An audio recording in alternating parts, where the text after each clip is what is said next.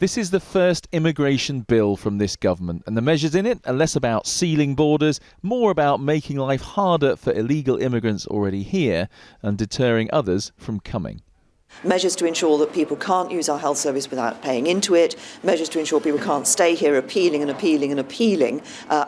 constantly, and measures to ensure that it is much harder for illegal immigrants to be here in the UK.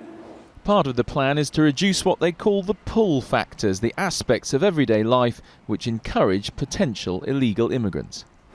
So anybody coming from outside Europe, maybe for a temporary period, maybe a student, would have to pay a fixed fee of around £200 before being allowed to get treatment on the NHS.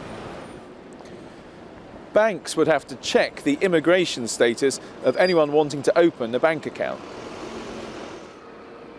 And anyone wanting to rent out property would have to check that the tenants were in the country legally. But would all this mean that NHS staff, bank staff, landlords would in effect end up doing the job of the immigration service?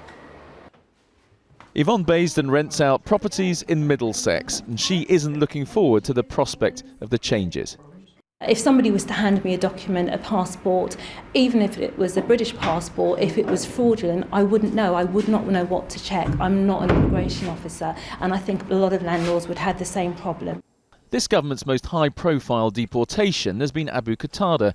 This bill is supposed to make other deportations much easier, slashing the number of grounds on which people can appeal, and in the case of non-violent foreign criminals, deporting them first and making them appeal from overseas. Labour say all this is missing the point.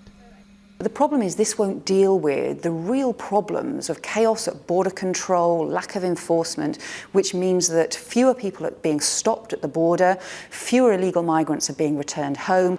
This was the government's last idea for tackling illegal immigration. They'll be hoping this bill is a bit more effective.